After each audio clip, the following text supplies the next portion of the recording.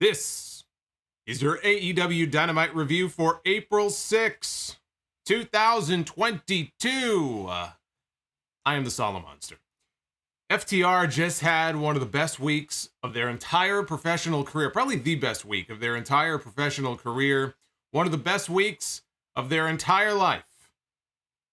In the last 5 days, they just had two of the best tag team matches that I have seen in a very long time. Two tag team matches that will go down as potential match of the year candidates, successfully defending the Ring of Honor tag team titles tonight that they beat the Briscoes for Friday night at Supercard of Honor. They successfully retained those titles and their AAA tag team titles tonight. Part 2, FTR against the Young Bucks. This was the rematch. 18 months in the making, in a fantastic winner-take-all main event, both sets of titles on the line, and a hot crowd certainly did not hurt the match, something we didn't have in their first match. Remember Full Gear back in 2020? It was still in the pandemic. There were no fans in the building. Very different atmosphere than the atmosphere that we had tonight, and it made for a fantastic main event. And I must tell you, I did not know that they were going to have Bobby Cruise out there to do the ring announcing for the main event, given that it was a Ring of Honor World Tag Team title match. Bobby Cruise has been the ring announcer for Ring of Honor pretty much from the very beginning. And when I hear his voice, it's funny because when, those old Ring of Honor shows that I used to go to here in New York, you would always hear his voice.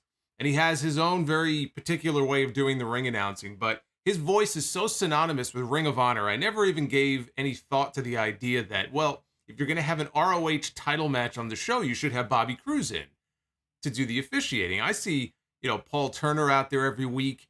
He's a referee from Ring of Honor. But it made total sense, and I felt so happy for him, because for him to have that kind of platform, even if only for one night, it was very cool to hear Bobby Cruise's voice on TBS instead of just, in Ring of Honor.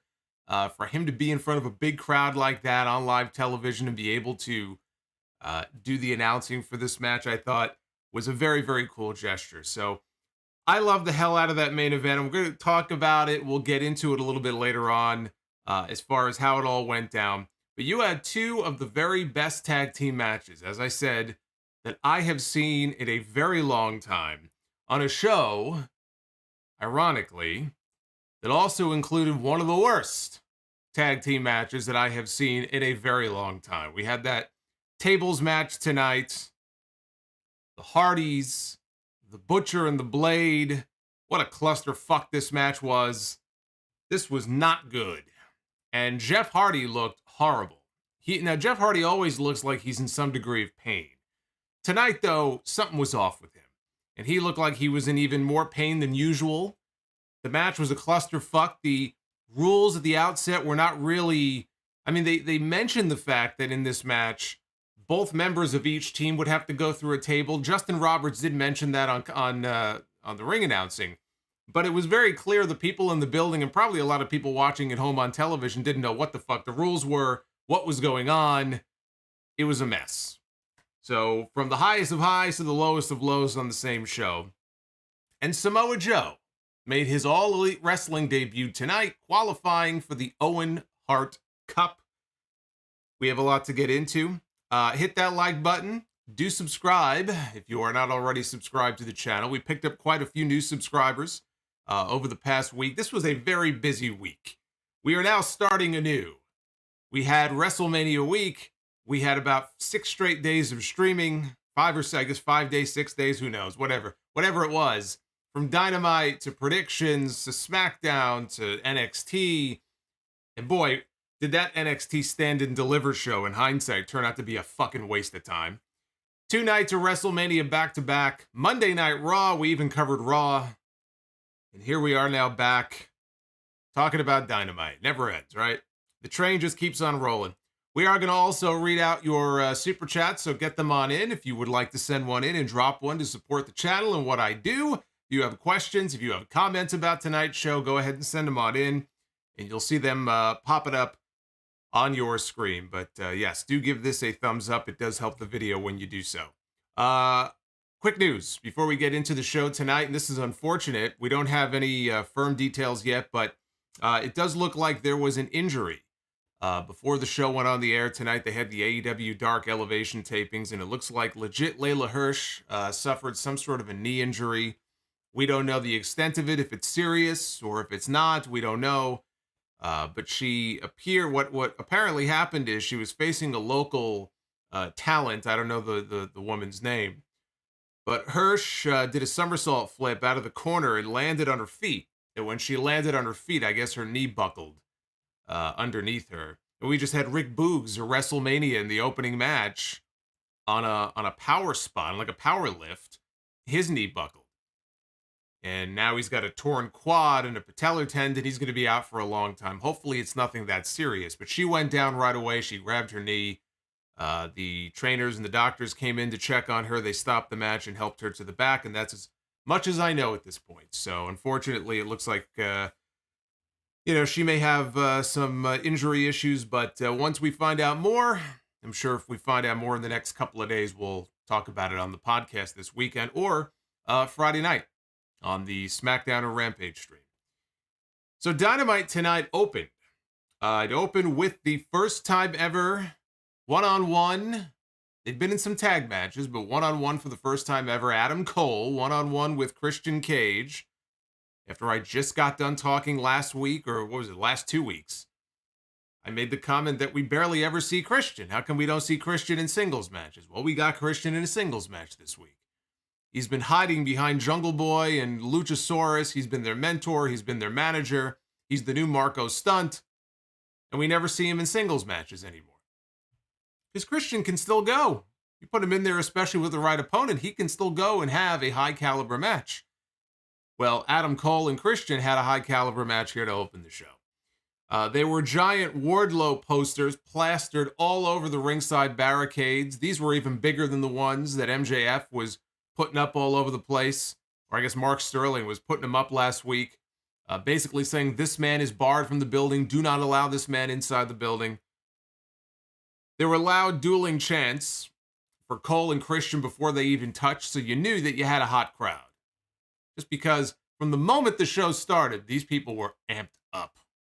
The energy level was high this week. Cole hit the backstabber. Only got 2. Christian came back with a diving headbutt, but Cole rolled out of the way. And Cole caught Christian in the face with a knee strike. But he didn't pull down the knee pad like he usually does when he hits the, lowers the boom, I guess it is now. I was going to say it's the, I was going to use his old name for it in NXT, but I guess it's not called that anymore. So he didn't pull the knee pad down. And he blasted Christian in the face with a knee. Only got a 2 count, though. Christian got the shoulder up.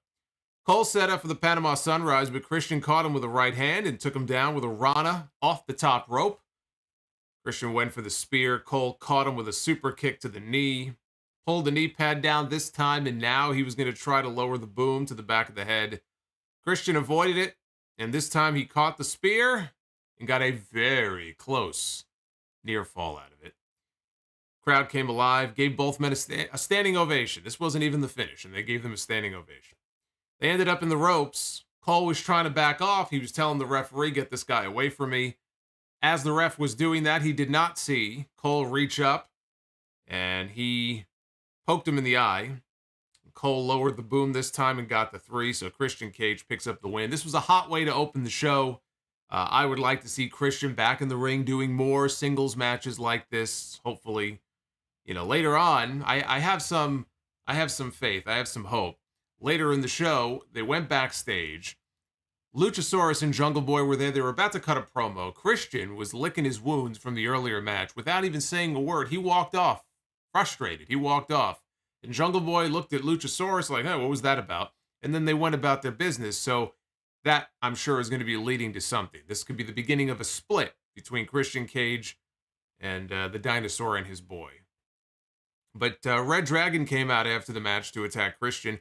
Jurassic Express came out. They chased them off. That left Adam Cole in the ring all by himself. And now we hear the music of the AEW champion, Hangman Adam Page. Here comes Hangman down to the ring. And Cole is telling him, look, I'm not fighting you until that title is on the line. Cole said, or Hangman rather, told him that he would give him what he wants. It would serve as his punishment. He said next week they have a live Rampage in Texas. Of course they do. Of course, they have a live Rampage when I'm not going to be around. Got the House of Glory next Friday. So they have a live Rampage next Friday night. And he is going to defend the AEW World Championship on that show against Adam Cole. And it will be a Texas death match because they are going to be in Texas. And he told Cole he's got 1 week to get his affairs in order. Hey, you know how many days that is between now and next week's Rampage? 9 days! Remember Tony Khan? It's 9 days between now and Rampage next week. So anyway, I guess I'll have to check that show out at some point next weekend. It sucks that I won't be here for it, but, when he mentioned the stipulation, my first thought was it was only 2 months ago. It was only 2 months ago that we got a Texas death match on television between Hangman and Lance Archer for the AEW World title. And look, that one turned out to be great. I'm sure this one will be every bit as good because, if anything, this should be an even better match between Cole and Hangman, given who's involved. I just think it's too quick to come back with the same stipulation, though. So Jungle Boy and Luchasaurus, they're going to be putting their tag team titles on the line on Dynamite next Wednesday against Red Dragon, Fish, and O'Reilly. That, to me, smells like a title change. And I think the reason they're doing that, if I'm right, is that you have Cole challenging for the world title on Friday. You have Red Dragon win the titles on Wednesday to show people, wait a minute, maybe Cole and Red Dragon, they're going to collect all the titles, the ones they stole a few weeks ago. Fish and O'Reilly have to win the belts on Wednesday to let people know, wait a minute, we might get a title change on Friday. It would make them look very weak. They're a trio. And if Fish and O'Reilly go in there on Wednesday and they lose, I just think it makes the group collectively look weak because I don't think Cole is winning the world title. So you certainly don't want all three of them to lose next week. I don't see Cole winning the world title, so I see Red Dragon winning the tag belts. Look, it could conceivably be Cole. I'm not saying it's impossible to imagine he would win the championship next week because if CM Punk is going to be challenging next for the world title, let's say a Double or Nothing, you could do Punk beating Adam Cole.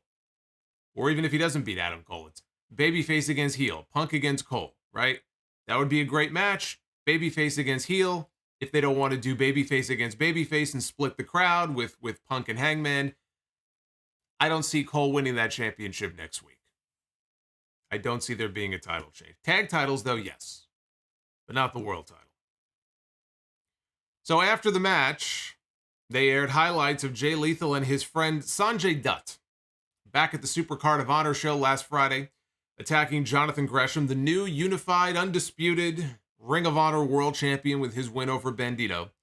They attacked Gresham after his match, and Samoa Joe showed up to make the save.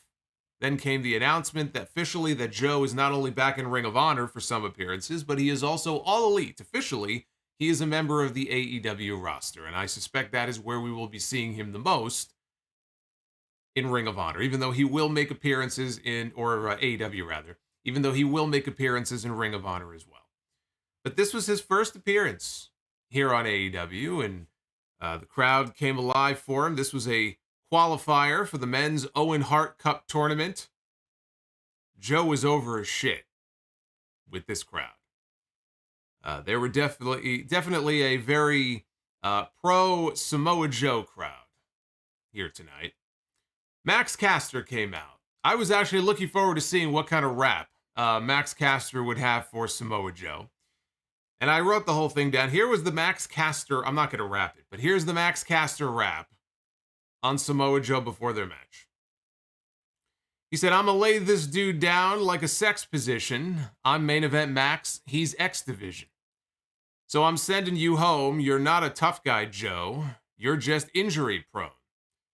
And I'm bad for your health. Got that towel because you can't stop playing with yourself. Tony, why do you give this guy a chance? When we beat them in the ratings, he was their champ." Not bad. I actually thought that was one of the better raps he's come up with. Joe, of course, didn't seem very amused by this, and he opened the match with a headbutt.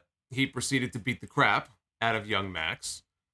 We even got the old elbow suicida through the ropes, which scares the hell out of me now when I see him do that, because The one thing that he did not lie about in that rap is the fact that Joe has had a lot of injury issues over the last several years. Joe is physically not the same Samoa Joe he was 10 years ago, probably even 5 or 6 years ago. He's got a lot of miles on that body. I don't know that Joe should be sailing through the ropes like that, but he hit the elbow suicida, and he brought him back into the ring, and he finished him off with the Muscle Buster for the win. So Samoa Joe qualifies for the Owen Hart Cup. After the match, Jay Lethal and Sanjay Dutt appeared on the big screen. Lethal said that he tried to call Joe for months. Joe is his boy, his friend, his mentor. He tried to get him on the phone. He wouldn't answer, and yet here he is in AEW. So obviously, he does answer his phone. You just don't answer calls from me. He goes, I guess Joe now only takes calls from billionaires. He goes, Samoa Joe's first t-shirt in AEW should say the Samoan Gold Digger. I don't think that shirt's going to sell. Lethal said that next week, he and Sanjay would present Joe with a very big present, some kind of gift.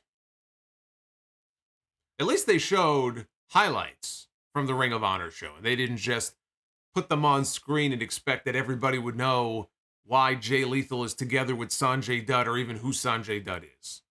They did show highlights from the Supercard of Honor. And before I even move on, let me just say about Joe, and I said this on the podcast, I think Joe was a no-brainer to add to the AEW roster. Even an older Samoa Joe who maybe can't go out there and have the long classic matches like he used to have back in the day. Joe going out there and beating somebody up like this, Joe going out there and cutting promos, he can still deliver. One thing all the injuries have not diminished is his ability to talk on the microphone and make you believe what he is saying. So Joe in short spurts and Joe on promos is still absolute gold. And I love the idea of him splitting time between AEW and Ring of Honor. I think Ring of Honor is going to need a few big names at the top of the card. If Tony Khan is going to reestablish that as a touring brand, or if they're going to have TV, I think it'd be a no-brainer that he would make a phone call if he hasn't already to Cesaro and bring him in for the same kind of role. Cesaro can make appearances in AEW, but I think he should be one of those top faces in the newly relaunched Ring of Honor. So you have a Samoa Joe, and you have a Jay Lethal, who's been ROH champion. You have a Claudio. In addition to people like Jonathan Gresham and Brian Cage and some other newer faces. And that could be your nucleus at the top of the card in Ring of Honor. So Claudio, I'm sure Tony's already been in touch with him, but Claudio's the next guy I'd be on the phone with. Tony Schiavone was backstage with the Blackpool Combat Club, Bryan Danielson, Jon Moxley, and William Regal. And he announced that there are 2 matches already set for Rampage this upcoming Friday. Bryan Danielson one-on-one against Trent Beretta. Jon Moxley against Wheeler Yuta, the new Ring of Honor Pure Champion.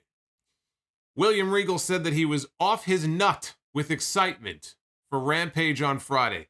That is a visual I did not need. But there you go. William Regal is so excited about Rampage this Friday, he is off his nut. I'm hoping that's some kind of a British expression. Not what I think it means. Moving on. We have Shawn Spears against Captain Shawn Dean. MJF comes out, sits in on commentary. During the match, there was some kind of a disturbance in the back. And the camera cuts to the back. Let's see what's going on. And we see a bunch of security geeks laid out on the floor. Then we saw Wardlow making his way through the backstage area. He's beating up some more security guards. Out he comes into the arena, laying waste to even more of the security goofs until the cops finally showed up and the cops restrained him, right? We're not going to make the cops look like goofs. We get these indie goofs to be the security guards. I mean, they're never effective. They just stand there, they get thrown around. If they were security for me, if you had security guards like this for an elected official, they would be shot dead on the spot. They're completely ineffective. The cops showed up, though. They were finally able to restrain Wardlow, and they took him away. However, this was all a big distraction for Shawn Spears. And from behind comes Shawn Dean. He schoolboys him and he pins him 1, 2, 3. So Shawn Dean now has pinfall wins over both MJF and Shawn Spears. Big pop for the finish. Spears was pissed at MJF when it was over.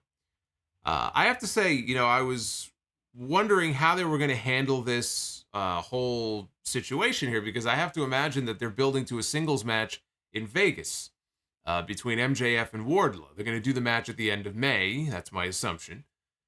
Memorial Day weekend. What do you do in the meantime? And they set this angle up where he, sent Wardlow home. You're still under contract to me. I'm not going to let you out of your contract. I'm going to send you home. People are going to forget that you even exist. And they've been doing this angle now for the past few weeks where he's barred from the building. Wardlow shows up anyway. He's beating the hell out of people. He's trying to get at MJF. The place is going nuts. And ultimately, he gets restrained and taken away. That might get old after a while, too. But I like what they've done so far. I actually think this has been a great way to kill time to get them closer to Double or Nothing. There will come a point in the next several weeks where they move on to the next chapter of this. MJF, well, even tonight, MJF later on backstage was basically saying, look, I want you to show up next week. I dare you to show up next week. So this can go on for a little while longer, get to a point where, okay, Wardlow now is welcome back on the show, but it just kills time to get them to the eventual match. If they want to keep these two apart and they don't want them to touch, I think this angle so far has actually gotten Wardlow even more over. Every time, look at what happened when he showed up tonight. The place went nuts. They're dying to see him tear this guy limb from limb. So I think it's been a smart angle so far. It's been very effective. Wardlow has not been diminished at all. If anything, I actually think he's more over than he was a few weeks ago. So it's smart to keep them apart in this way. Look, watching Wardlow beat the shit out of people will never get old. You know what I mean? It's not rocket science here. People want to see Wardlow beat the crap out of people, and that's what he's been doing for the past few weeks. He just hasn't been able to beat the crap out of the one man that people want to see him beat the crap out of, but you got to save that for the pay-per-view. You got to make people pay for that. That's what this is all about. But anyway, no time to digest any of this, because as soon as this segment was over, it was right into the next one. Quickly, to the back. It's like one of these old Impact segments. To the back. Tony Schiavone was with the Best Friends. The short of this is Trent Beretta still doesn't like Wheeler Yuta. He doesn't like him. He thinks he's a punk. He thinks he's slime. That was the word he used. I would love to know what Wheeler Yuta ever did to Trent Beretta. He seems very personally offended by this man's presence. Calls him slime. I don't know too many people in my life who I would use the word slime for. There's a couple of people, but that's kind of harsh. Yuta told Beretta to keep his hands off of him.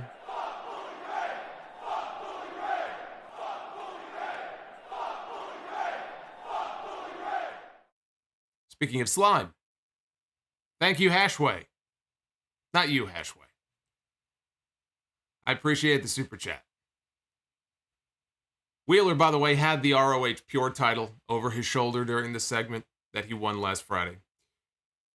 Sammy Guevara came out with Ty Conti to do that lame flashcard gimmick that Sammy does during the picture-in-picture. I didn't read any of the flashcards. I have no idea what it said.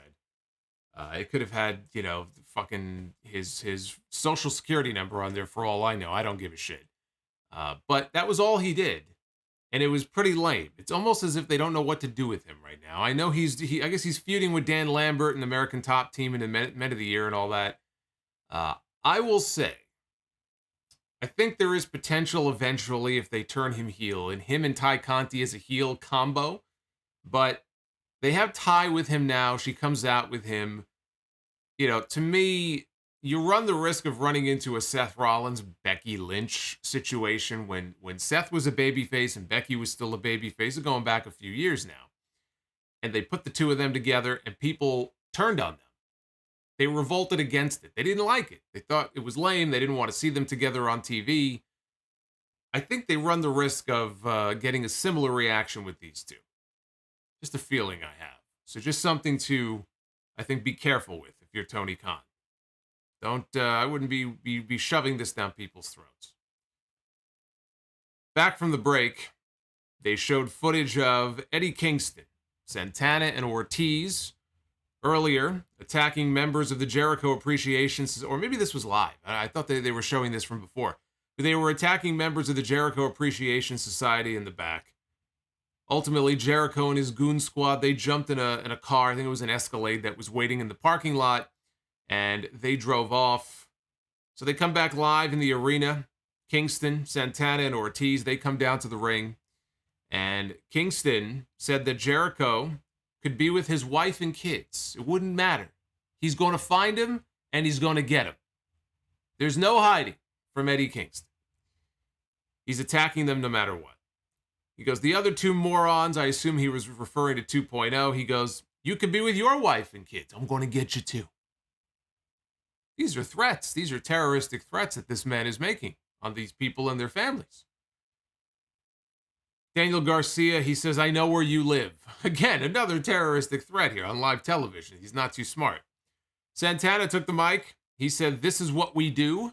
Ortiz took the mic and he said, Christopher, come to Louisiana next week so they can have a good old-fashioned six-man tag. And Eddie Kingston closed out the promo by reminding us they are going to be in New Orleans next week for Dynamite. And he says that they're going to beat their ass, Junkyard Dog and Butch Reed style, bitch. So he got a Butch and a bitch in the same second. We already have a Butch on the other TV show. Butch Reed was much cooler than this Butch. But we got a Butch and a bitch. So they're in New Orleans next week. New Orleans is a fun town. I miss New Orleans. I've been in New Orleans twice. I miss it dearly. I don't know what it looks like post-pandemic. For all I know, there's a bunch of places on Bourbon Street that may have closed down. I hope not. But I always had fun when I was in Vegas. Or not, well, Vegas too, but New Orleans. I'm thinking of the other favorite place I've been to. I was in Vegas for Double or Nothing back in 2019. I miss Vegas and I miss New Orleans. I think it's because I've been stuck in New York for so long. I haven't gone on vacation in 3 years. I haven't gone anywhere. Anyway, I need a vacation after last week. Tony Schiavone was on stage to introduce the TBS champion Jade Cargill. How nice of them to have the TBS champion make a rare appearance on TBS. She's out there with smart Mark Sterling. First words out of her mouth, she told Tony Schiavone to cut the shit. That's how I start all my conversations, even with clients. I like to get down to brass tacks. Cut the shit. Let's get down to business. She introduced her baddies section. That's what she calls them, her baddies. She explained what they are. They're a whole section of beautiful women that they found. Mark Sterling said it was very difficult for them to go out and find beautiful women here in Boston. But they managed to do so, and they showed them. They were sitting there in the crowd. Jade cut a promo on Marina Shafir, who she's going to be wrestling soon. Marina Shafir is going to be the one trying to become the first woman to defeat Jade Cargill. Jade, of course, is going to wrestle her and try to attain win number 30. She's looking for her 30th straight win in AEW. They didn't announce when the match is going to happen, but she is going to get the shot. She said that Shafir calls herself the problem, which is good because she's the problem solver. Every time I see Jade, I'm more and more impressed. In the ring, you could see she's progressing, but on the mic, I mean, she's got the confidence of a veteran. You would think she's been doing this for 5 years. She's barely been doing this, I think, for maybe a year and a half, 2, maybe at the most. She carries herself like a champion. She's growing into the role. And next up was the low point of the entire show. We had a tables match with the Hardys, who have had a few tables matches in their day, taking on the Butcher and the Blade. Appropriately, after the Hardys came out and made their entrance, somebody popped up with a sign in the crowd that said, "What year is it?" Which is a valid question.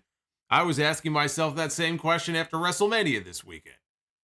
We had The Undertaker, we had Triple H make a couple of appearances over the weekend. We had Stone Cold Steve Austin back in the ring.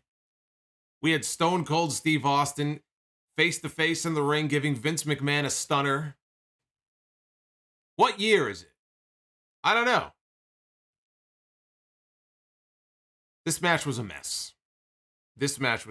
I don't know if they announced it as an elimination match. I know Justin Roberts mentioned that a person had to go through the table via an offensive move. He did say that. I don't know that a lot of people heard him or picked up on it, but he did mention that. But I don't recall if he specifically said it was an elimination match. But I know there was at least one mentioned by the announcers that somebody was eliminated. Okay, so as far as I'm concerned, it was an elimination match. The match could only end after both members of a team were put through a table. Again, as I said, with an offensive move. It was just ridiculous, though, seeing all of these broken tables. And yet the match continued to drag on. It's like, you're so used to watching a tables match, and you got the one or maybe two broken tables, and that's it. The match ends when the table breaks. It's very simple. They've been doing tables matches now for decades. The first tables match in WWE involved the Hardys. But you got broken table here, broken table there, broken table there, and this match continues. And you could tell the crowd was confused. I was confused. What the hell's going on here? And what we were seeing wasn't very good. It was just a mess. And actually, up to this point, the crowd was really hot. The energy was really up for the show. This is actually the match that brought things down, to me anyway. And when one member was eliminated, they just stayed and kept wrestling anyway. So it was like, again, maybe they didn't announce it as an elimination match, but I'm almost positive one of the announcers at one point, maybe when Jeff was eliminated, said that so-and-so is eliminated, and yet they're still out there. The Blade got eliminated, and he's just wrestling on as if nothing ever happened. And again, you could tell people were confused by what was going on. It's like, what's the point of the stipulation? This whole match was designed to build to one big spot at the end, which was a big dive by Jeff Hardy through two tables. That's what this entire thing was designed for. So if that was going to be the big climactic finish of the match, you could have avoided all this other bullshit, kept normal rules, and just built to that one spot. You didn't have to go through all this other stuff with all the different rules and stipulations. So the two teams attacked each other right at the outset. In the ring, Jeff avoided a shoulder tackle, and the Blade was sent crashing through a table that was propped up in the corner. And again, didn't count as an elimination, but you could tell. You look in the crowd, and people are like, wait, what? Like, he went through a table, and yet the match is continuing. Hardys hit a double DDT on Butcher in the ring. They set the Butcher up on a table. Jeff set up to do a dive through it, but the Blade popped up. And Jeff Hardy, shockingly, was the first member of his team to, again, I guess, be eliminated or at least put through a table, but not really. Because they threw Jeff Hardy onto this table. The table didn't really break. It sort of collapsed. The legs of the table collapsed. It was still flat. The table was still in one piece, and Jeff was laying on top of it. And I think it was Excalibur who was talking about, well, Jeff Hardy, he's gone, or he's been eliminated, whatever. Matt drove Butcher through a table with an elbow drop. Butcher continued to work together anyway with Blade. They tried to superplex Matt through a table at ringside. Jeff pulled the table out of the way in an attempt to save his brother. I think he only fucked his brother over that much more, because now instead of landing on a table, which would have broken his fall and somewhat cushioned his landing, Matt got suplexed off the barricade down onto the floor, and he made a thud. And that couldn't have felt too good. We talk about Jeff Hardy and how he looks hurt and all the injuries that he's had and the bumps that he's taken over the years and all the crazy stunts and the shit that he's done. Matt Hardy is every bit as beat up as Jeff. Or if not, it's very close. It's not as if Jeff's the only one who's beaten to shit here.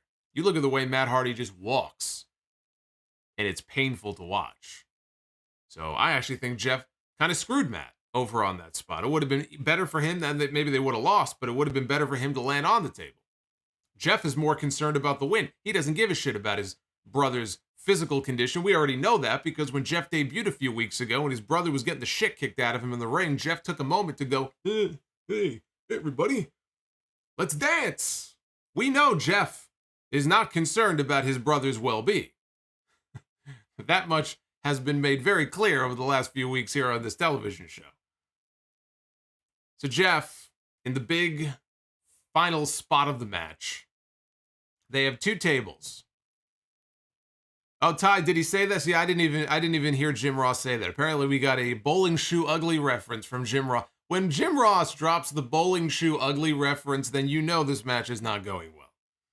I didn't even hear him say that. I missed that part. But Jeff Hardy climbs a ladder. Of course, Jeff pulls a ladder out because why wouldn't he? Pulls a ladder out, and he did a giant swanton bomb off the ladder through 2 tables on the floor. Absolutely crushed the blade down through these 2 tables because that's how he does the swanton now. He lands on his opponent with all of his body weight, and he did that through 2 tables. So I'm sure the blade was, as he saw Jeff's ass basically coming down on his face, he was hoping that everything would work out okay for him in the end. I don't know what the hell happened here. Jeff looked terrible. Jeff Hardy, I thought, looked absolutely terrible in this match. He was moving around like his legs weren't under him. Some of the other moves that he did, you know, he looked like he was in pain. I know he always, to some degree, looks like that, but this was more so than usual. He looked like he was in pain. Matt didn't look much better, but I think something was definitely physically up with Jeff here in this match. After the match, Andrade, Jose, the whole Andrade family office came out. They were interrupted by Sting, who came out. And Andrade ended up using the bunny as a shield to stop Sting from attacking. Even the post-match stuff just came off as awkward to me. So I think this entire segment was a fail. Now look, sometimes people have an off night. Things don't go well. Maybe you're not really feeling it. Maybe the Hardys show up next week and they have a really good match and Jeff looks fine. But for this week, this was not good. No bueno. See all these Kinder Bueno commercials? This was no bueno. We had Hikaru Shida one-on-one against Julia Hart in the next qualifier for the women's Owen Hart Cup tournament. Only appropriate to have somebody with the last name Hart, I think, here in this Owen Hart Cup. There's Cody on screen with his golden shovel. Can't use that anymore. No more golden shovel. Man, he's really upset that, you can tell, he's really upset that Triple H retired. He really wanted to wrestle Triple H. And he happens to come in right at the moment that Triple H announces his retirement. The very same night that or maybe it was the next night, but the very same weekend that Triple H leaves his boots in the ring. Cody Rhodes returns to WWE. They just missed each other. So he won't get to have that match. That's unfortunate. Anyway, before this women's cup match, we got a quick backstage promo with Jamie Hayter and Toni Storm. So we did get a brief Toni Storm appearance here on Dynamite. They said that they hope to face one another in the tournament. They are the first 2 women to qualify so far. They basically said that to each other, only in a very derogatory way. They were not back there as bosom buddies. But we don't have any brackets yet. I mean, these are just qualifiers. So maybe AEW is waiting. Once everybody is qualified, then they'll put the actual bracket together. Sometimes we get brackets with the qualifiers in them, but we still have no brackets of any kind for the men's or the women's. So I have to assume they're just waiting until all the qualifiers are done. Julia attacked Shida in the back, not in the backstage area, that she hit her in the back before the bell. She's still sporting the eye patch, and you can tell she has makeup, like black makeup underneath. She's still sporting the eye patch after she was misted by Malachi Black a few months ago.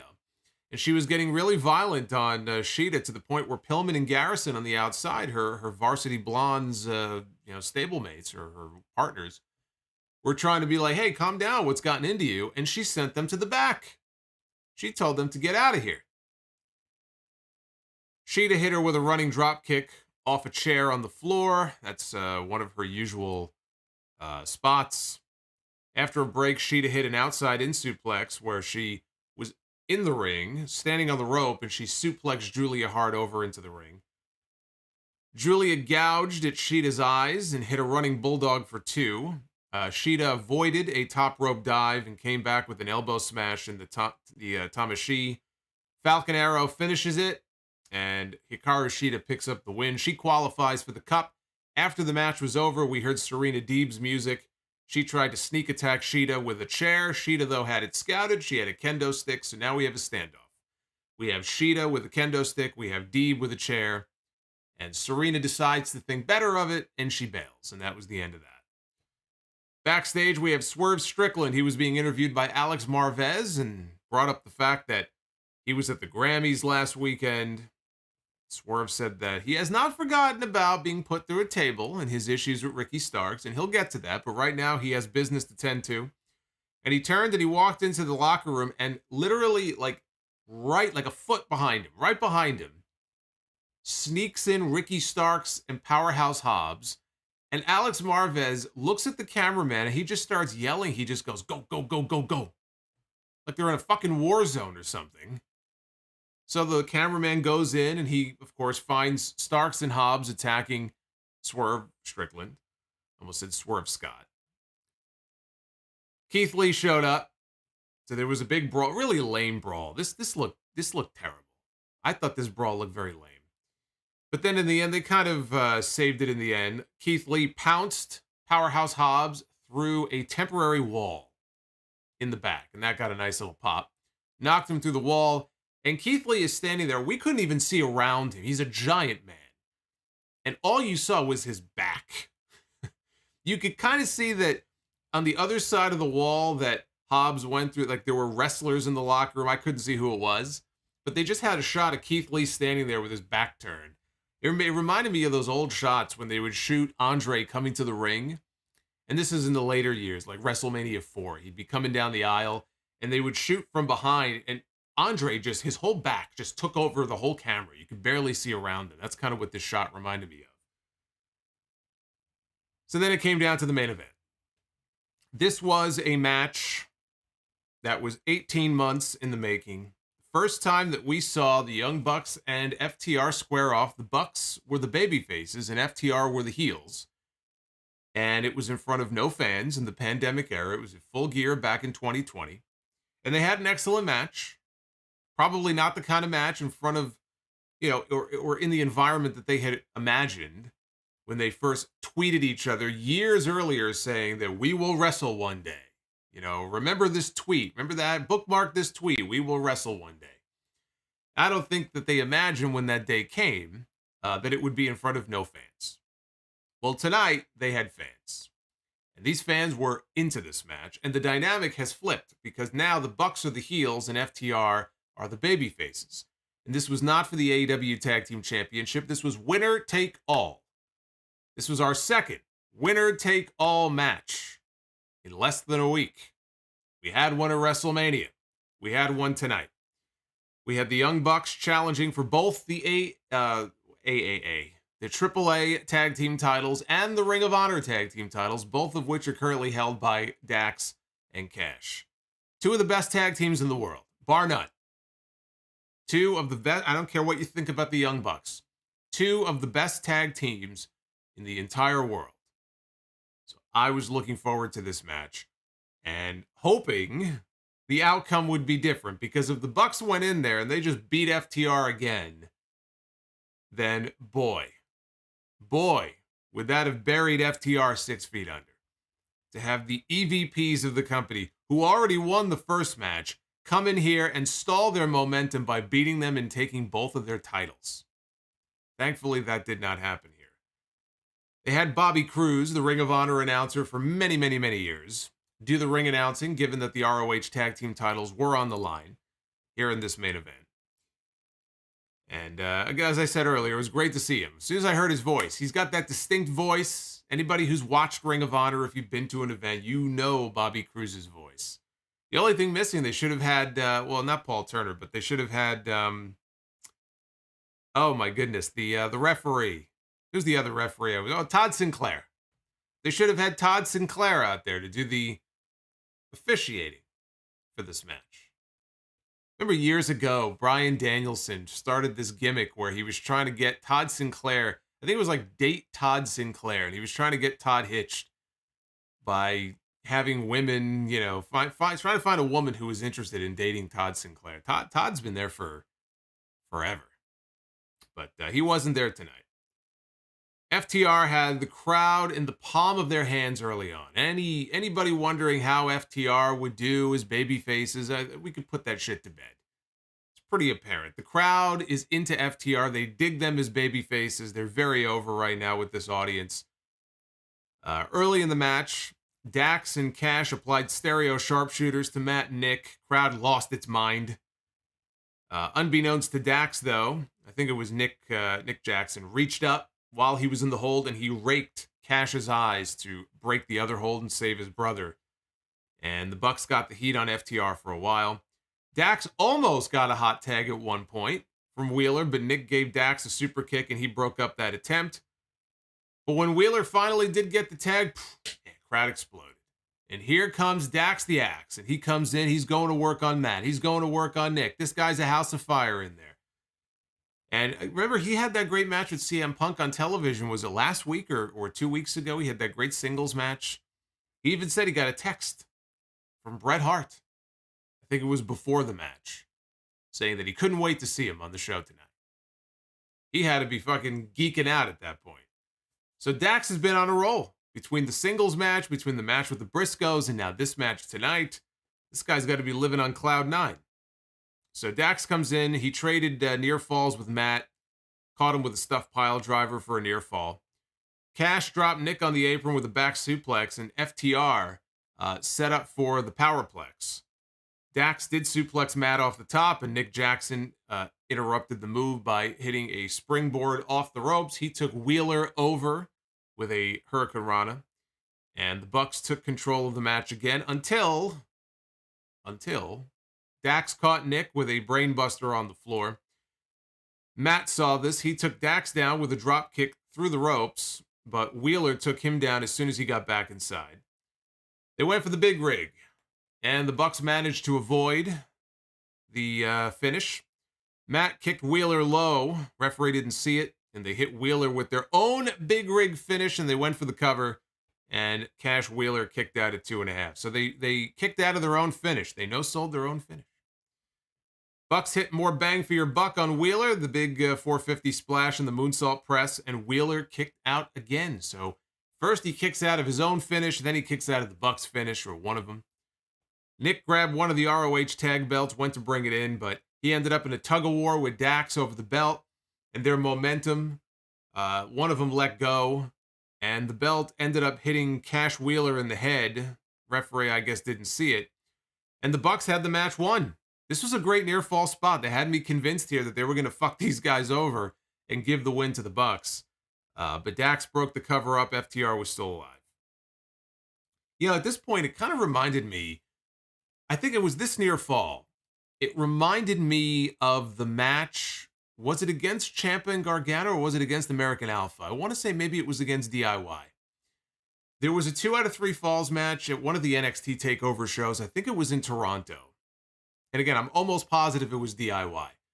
There was a match that they had where we had near falls like this, and the crowd was hanging on to every near fall. Tag team wrestling, when it's done right, is fucking great. And this match here tonight was so much fun. It was tag team wrestling done right, because they had the people buying into every near fall. They had the people buying into every false finish, every big move they hit. That's why when I say 2 of the best tag teams in the world, when you can go out there and have this kind of match and have these people invested in a match like this, there can be no debate. You'd be hard-pressed to find any teams better than these 2. You could throw the Briscoes in there too if you want, even the Usos. If you were to make a top 5 right now, what do you think of the best tag teams in the world? Usos would be on there. These 2 teams would be on there. Briscoes would probably be on there. Who would round out the list? Who am I forgetting? Give me another team. Because the list is not that long. My list is not that long. These 2 teams were at the top of that list. But for whatever reason, it took me back to that TakeOver match. There was a similar near fall, I think, where something got broken up and everybody was just on their feet giving him a standing ovation. And it was great. And it does actually, Beowulf, it does make me miss American Alpha as a tag team. But it came down to the Bucks setting up for the BTE trigger to Cash Wheeler, and they nailed it. Rick Knox counted 3, but then he noticed after he counted 3 that Wheeler had gotten his foot on the bottom rope, which he did. He got it on the bottom rope before the 3 count. And Rick Knox saw it. He waved off the decision, ordered the match to continue. We had loud FTR chants, loud chants.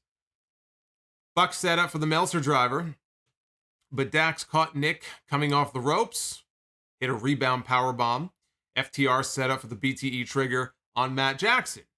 And Matt Jackson looked up and he spat in Dax's face, which was a no-no. And FTR hit the BTE trigger and then followed that up with the big rig for the 3 count. And so FTR avenges their loss from 2 years ago to the Young Bucks. They retain their AAA tag team titles. They retain their Ring of Honor tag team titles. What a fucking match. What a main event this was. This was fantastic. I love this match. And again, the biggest difference between this match and their last match, and their last match was great, but the biggest difference was having people in the stands. I hate wrestling in front of nobody. I understand that those were extenuating circumstances. There was nothing anybody could do about it. It's a period of time in our lives that hopefully we will never, ever have to live through again. But if one thing was reinforced, whether it was the AEW shows, and they did their best to make noise. Remember, Tony Khan had wrestlers out there at ringside. WWE put a lot of money into the Thunderdome. They tried. They tried to create noise. They tried to create some kind of an atmosphere. But the one thing I learned through that entire pandemic is that wrestling in front of nobody fucking sucks. And when that match happened for the first time, it could not have happened at a worse time. Tonight was more like the match I would have expected them to have back then. And it was great because everybody bought into it. Everybody loved it. Everybody was into everything here. This was great. And the wrestling itself was also fantastic. So I was a big fan of this main event. And FTR, I wonder. They have the AAA tag team titles. They have the Ring of Honor tag team titles. I think Red Dragon is going to take the AEW tag team titles next week. Do they set up for FTR to try to sweep them all and become the belt collectors here? Will they go on to then beat Red Dragon and become the AEW tag team champions again? Is that where this is leading? Are they going to have 3 sets of belts? Could be. Could be. So this Friday on Rampage, we've got Danielson against Trent Beretta. We have Jon Moxley against Wheeler Yuta. Willow Nightingale against Red Velvet in another Owen Hart Cup qualifier. And Swerve Strickland goes one-on-one with QT Marshall. Next Wednesday, it's a trios match on Dynamite. Eddie Kingston, Santana, and Ortiz against the Jericho Appreciation Society. And Jungle Boy and Luchasaurus will defend their AEW tag team titles against Red Dragon. Now, they did announce tonight that they have a live Rampage next Friday in Texas. That's where the Texas Death Match will be. Hangman Page defends against Adam Cole. I thought that was Battle of the Belts. That is not Battle of the Belts. They're having what I presume is another hour-long special at 8 p.m. the night after that. So next Saturday, the 16th, is what they're calling Saturday Night Fight Night / Battle of the Belts 2. I don't know why they don't just settle on one name. It's Battle of the Belts 2. The only match they've announced so far is for the AEW Women's title. Thunder Rosa will defend her title against Nyla Rose. So that is coming up next week. I can't watch that show either because it's a holiday that night. I'm not going to be around. But anyway, so those are your AEW lineups for next week. Let's take a look at the Twitter poll. And there it is. That's all FTR and Bucks right there. Maybe a little bit of Adam Cole and Christian Cage, but I am going to credit that number to that main event. FTR against the Bucks too. Look at that. 90%. 90%, even with that horrible tables match. 90% thumbs up. Just 9% thumbs down. Over 1,000 votes in already. I hope you're one of them. If not, I don't know what you're waiting for. At Solomonster. That's the handle on Twitter. At Solomonster. And on Instagram, I don't do polls on there, but on Instagram, so you know, it is at the Solomonster. Those are my handles. So get on it. Get on it and vote. Steven says, FTR getting their just due. Yeah, I mean, look, they look like they're having the time of their lives. They really do. They look like they're having the time of their lives. They clearly were miserable in WWE. Now, I think they would go back to WWE one day. Even Dax recently did a Twitter Q&A, and somebody asked him, would you go back to WWE? And he said, yeah. If the circumstances were right and the money was right, yeah, I'd go back. But I just think they were so miserable. And remember those ridiculous outfits they were going to put them in and everything? It's like, that's not what they wanted to do. They needed to get out. They needed to get away and just work in different places and work the style that they wanted to work. And, they left. They had the match with the Bucks. Even if it wasn't under the best of circumstances, they put them with Tully Blanchard, which they had to love because these are old school guys. FTR, you look at them on TV, they look like they would have fit in 30 years ago, 40 years ago, working an NWA show somewhere. So them teaming with Tully Blanchard had to be a big thrill for them. And now they've split away from Tully. They've gone babyface. They got the match with the Briscoes. They won the belts. Now they have the rematch with the Bucks. They beat them. We'll see if they move on to Red Dragon next, but they're able to go out there. They're defending their titles in AAA down in Mexico. They're working here. They're working there. They're doing independent shots. I think, didn't they work a match against the Rock and Roll Express on their farewell tour a few months ago? I mean, they're living their best wrestling life right now. This is what they wanted. This is what they wanted when they left WWE. They left good money in WWE to come do this. So it's nice to see them, firing on all cylinders and cranking out great matches and getting the kind of response from the crowd that they're getting. The knock on them was always, oh, they look boring. They're boring. What's so special about the Revival? They're fucking boring. And those were people who, obviously didn't watch their work in NXT because we saw it back in NXT with those takeover shows and the matches they had with American Alpha and the matches they had with DIY. How good those guys can be. I felt the same way about them at first. I looked at them. I didn't see anything special. I didn't see what the big deal was. But they won me over through their work in the ring. Towards the end there in WWE, they weren't really getting the opportunity to go out there and have those kinds of matches. And frankly, it got boring watching them against the New Day and the Usos and the same fucking teams every week. They needed to leave. They needed to go away. And there were people even crapping on them in AEW because they weren't necessarily getting a lot of television time. And people saying, oh, the Bucks are burying them behind the scenes. The Bucks are holding them down. Well, whatever the case, now at least they're making more appearances. They're wrestling more matches. Now they're baby faces. I'm enjoying this run. So let's check out your super chats here. See if you guys agree on FTR and whatever else you guys want to drop a super chat about here. And I thank you for your support, not only tonight, but really throughout this entire past week.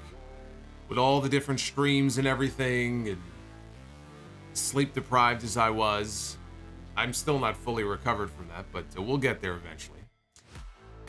Amari Johnson, $5 super chat. Joe should join Regal and Serena Deeb should win the Owen Hart tournament. What are your thoughts? Thank you for outworking everyone this past weekend. Well, I appreciate that. Joe with Regal, I think, would be great. I don't think he needs to join right now, or, are you suggesting he join the Blackpool Combat Club? Because Joe, I think, would fit right in there. Although, to be honest with you, I think, I mentioned Claudio. I actually think Claudio would be maybe a better fit. Joe strikes me right now as maybe better off being a loner. But if Claudio comes in, I could see him. I could see Regal recruiting him and bringing him as a member of the group. As far as Serena Deeb winning the Owen, she would be probably at the top of my list without knowing who else is in there. Her, Toni Storm. We only know 4 women so far, right? We know, well, no, we don't actually. We know less. We know that Hayter is in. We know Shida has qualified. And we know that Toni Storm. We know 3 officially who have qualified. We don't know if Serena will be in there, but we have to imagine she will be. She would be near the top of my list. Anti-M Bishop, Evening Solomonster, good Dynamite tonight. I love Murder Eddie. WB Joe, welcome back. And FTFNR, TK Battle of, boy, there's a lot of abbreviations here. Battle of the Belt should be live. All the best. Go Stros. Yeah, I assume it's going to be an hour taped show again. It could be live, but I don't think it's going to be longer than an hour. Hulkling93, $10 super chat. Good first time match between Cole and Christian, but another death match. Really, a face shouldn't lie, but Jungle Boy said records get title shots. Good main event. Feel FTR Bucks is better with Bucks as heels. I agree. The Bucks are just naturally hateable. They just have a face that you want to punch. So they work much better as heels. Tuxedo T Servo, thank you for the 5. Mount Vernon Kid the Alpha, great to see Joe back in the ring. Great to see Keith Lee get some revenge. And you didn't know, or Julia Hart had that much bass. Oh, who knew that she had that much bass in her voice? Well, we don't get to hear her speak very often. So maybe it's the mist. You know, Malachi spitting the mist in her face. I don't know. Maybe it instigated some kind of changes within that have led to her having a deeper voice. James Borbath, Bucks against FTR 3. Who do you got and what stipulation for it? I would go with FTR again. Probably the Bucks would win. As far as the stipulation, 2 out of 3 falls. Old school. 2 out of 3 falls. Samoan Fan 101 with Nash Carter gone, Wesley is screwed in WWE. Well, that's why I've said this a million times before. When you are in a tag team, that's the risk you run. Through no fault of your own, you could be easily fucked by somebody either doing something wrong or just getting hurt and being out for months at a time. You get screwed over. Many times, especially in WWE, when that happens, the other person is just sitting on the sidelines. Now, Jey Uso ended up making, this big main event splash during the whole pandemic era when Jimmy was out. But usually in WWE, they've had other tag people who, when their partner gets hurt, let's say, they just sit them all out. In AEW, when Darius Martin went down with a knee injury, Dante Martin ended up getting a big singles push for it. Right now, Anthony Bowens is out with a knee injury. He's there, but he's not cleared to wrestle, and so Max Caster has been getting a lot of the singles matches, and Max Caster has been eating a lot of L's, probably more than he should. But when you're in a tag team, that's the risk you run. If something happens with your partner, you're fucked. Michael Cuomo was Joe sunburned. Couldn't help but cringe when he got chopped. He did look sunburned. He did look a little sunburned. Rodimus Prime. Not even halfway through the year, and FTR is the tag team of the year, in my opinion. I agree. They are. Right now, they are. There's a lot of time left in the year, but right now, FTR is the tag team of the year so far. That said, the Nash Carter story is unfortunate. Nobody knows but them, but it's his word against hers. Let's see. Matthew Dinkins with the $9.99. When Blood and Guts happens, they could do Cole, Red Dragon, and Bucks against Omega, Hangman, FTR, with Bucks turning face at the end, rejoining their best friends and respecting their rivals. That's actually not a bad idea, and of course, say that after I just said that I prefer the Bucks as heels, but that could work. I do like that setup, though. If you're going to do Blood and Guts, I like that as a setup. I like that. I like those teams. Ted Evans, is this the best era of tag team wrestling? I'm starting to feel like we will look back and these Bucks, FTR, Luchas teams as being some of the greatest ever. I mean, in terms of the teams, they may go down pretty high up on the list. I would not call this the greatest era of tag team wrestling. I cannot, in good conscience, put this era as a total era. Maybe in a few years I'll look back and feel differently, but I still look back on the 80s. Whether it's the WWF teams they had, all those great NWA tag team matches with the Midnight Express and the Rock and Roll Express and the Horsemen and everybody else. So no, this is not the best era of tag team wrestling, but there has been some fucking great tag team wrestling recently. No doubt about that. Mark Kwan, 1976. Thanks for the condolences on Monday. Keep up the great work. Solomonster for life. You got it, buddy. I meant every word of it. Diarlo Renford. Buy, rent, or sell. On 1990s Marvel animation shows X-Men, Spider-Man, Silver Surfer. And am I going to the New Japan Windy City Riot show on the 16th? No, I am not. And I didn't see any of those Marvel shows, so I can't really comment. But I will tell you, I was always I was a big Marvel fan back then, and I still somewhere have the loose leaves with the cards and the holograms and everything that I used to collect when I was younger. I was a big Silver Surfer guy. I just thought he looked cool. So without even seeing the show, I'll go with Silver Surfer as my buy, because I think Silver Surfer is badass. One and only. Is Scorpio Sky injured? He should defend the TNT title once or twice successfully before he drops it. Otherwise, it seems like this run is for nothing. To my knowledge, no, he is not injured. Magician Sapphire, sorry I haven't super chatted in a while. I want to see AEW have a title similar to the Ring of Honor Pure Championship. A title like that has Bryan Danielson's name written all over it. You don't need it. Tony Khan owns Ring of Honor. Let's let Bryan Danielson go there eventually and he can challenge for it. You can have Bryan Danielson win the Pure title. You don't need a title like the Pure title. You've got synergy between AEW and Ring of Honor. Just have him win it if you want. That's all. You can defend the Ring of Honor Pure title on AEW television as well. Problem solved. Ashway with the $30 Bully the Clown. Perfect timing on that earlier.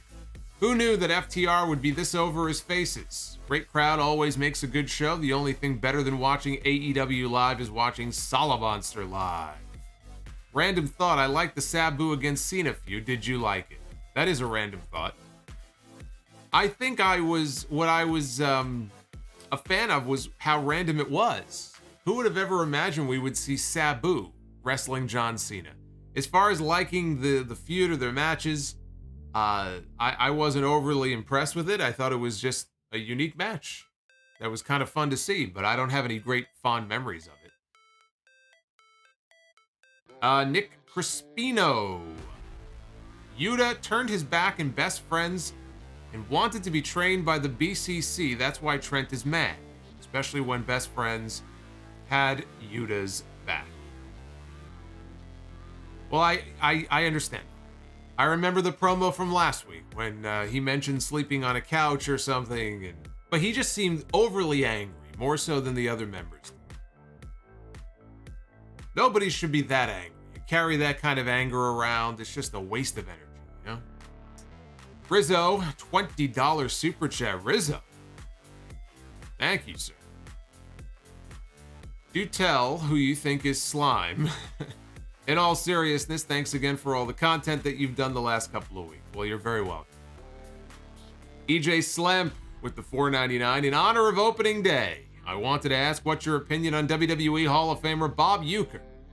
My profile pic is me and his statue at Miller Park. I love Bob Uecker.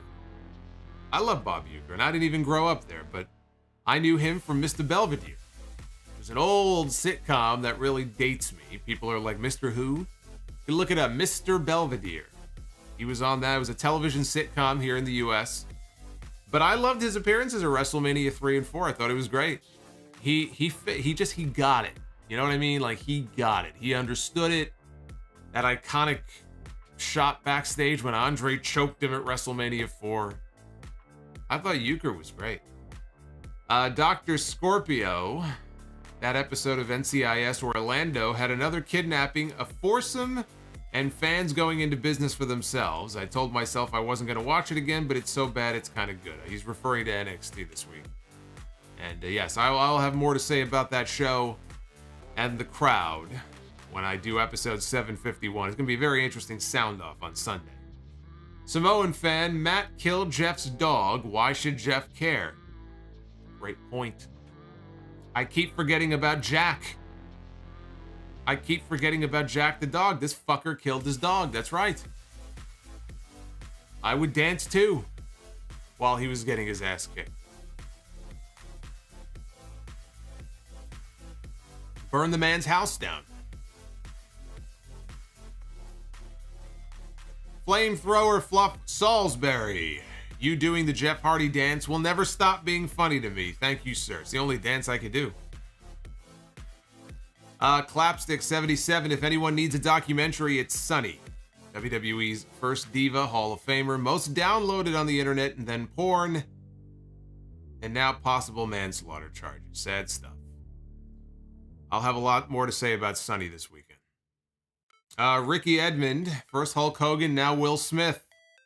Doing or saying one stupid thing could tarnish your legacy as a hero or someone that you look up to. Always think of the Dark Knight.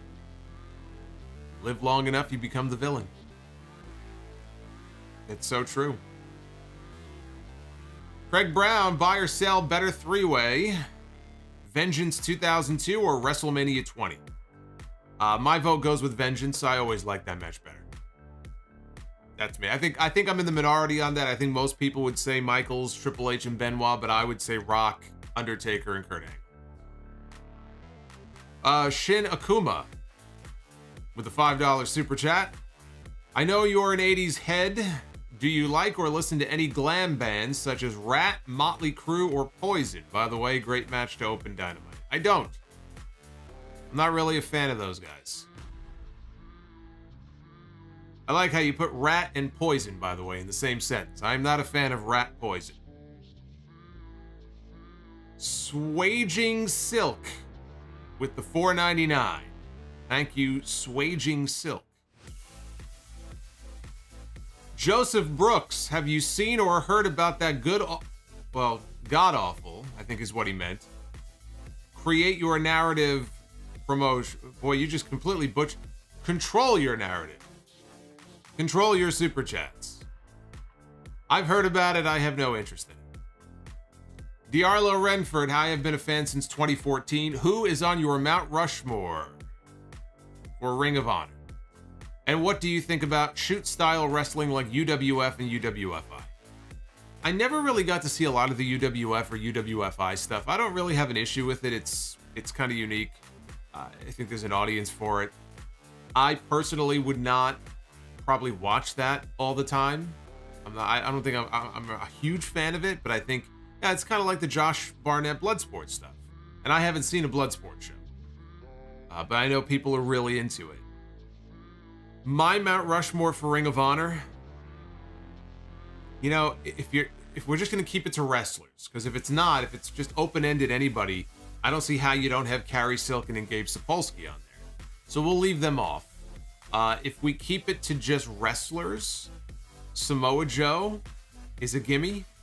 CM Punk, Bryan Danielson, and I would put the Briscoes on there as one. As like one unit. So that's what it would be for me. I would go Joe, Danielson, Punk, and Briscoes. James Cooper. FTR got the best match out of AOP when they, AOP, were still green. Ah, yes, AOPP. I remember them. What is your favorite Vince McMahon-ism? Also, will you be doing a top 10 Triple H matches video on the podcast? I'm open to it. Nobody's really asked me about it, but I guess it's been a while since I've done a countdown, so maybe. It's possible. My favorite Vince McMahon-ism is, come on, it's a classic. It's what a maneuver. Doesn't matter what the maneuver is. It's just, what a maneuver. When you don't know the name of them, I use it on commentary myself. In House of Glory. If I see a move that I have never seen before, and I try to do my homework, I do my research, I know what I'm talking about, but they slip these moves in that I've never seen before, and all you can do is go, what a maneuver.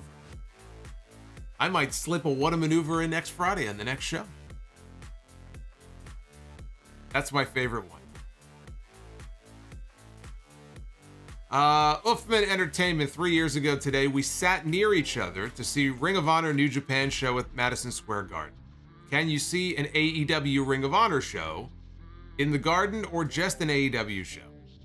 Yeah, I don't think it would be AEW and Ring of Honor. I do think one day AEW will absolutely run Madison Square Garden.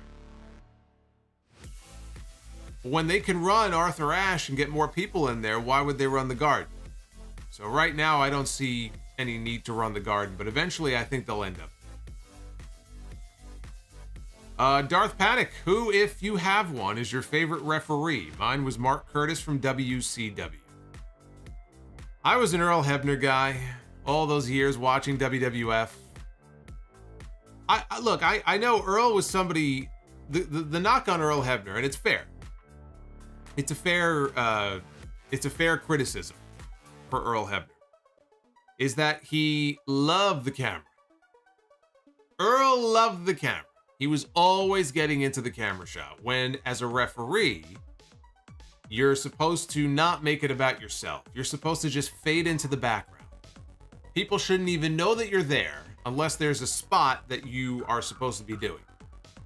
Earl would always manage to be... One of the funniest things I remember is Stone Cold Steve Austin comes out for a match on Monday Night Raw. He's standing in the corner. So, like, if the hard camera is facing this way, Austin's in that corner. And Earl Hebner is standing, like, across from him, but right in his shot. And Austin knew that he was in his shot. He reaches over and he grabs Earl and says, "Get the fuck out of my shot."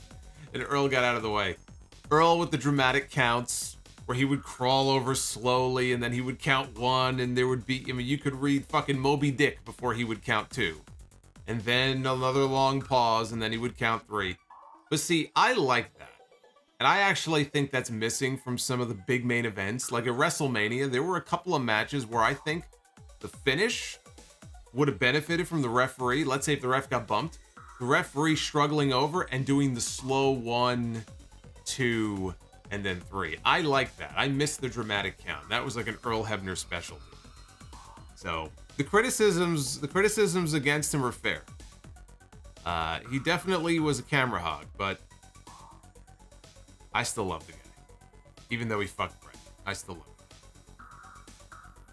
Let's see. Diarlo Renford.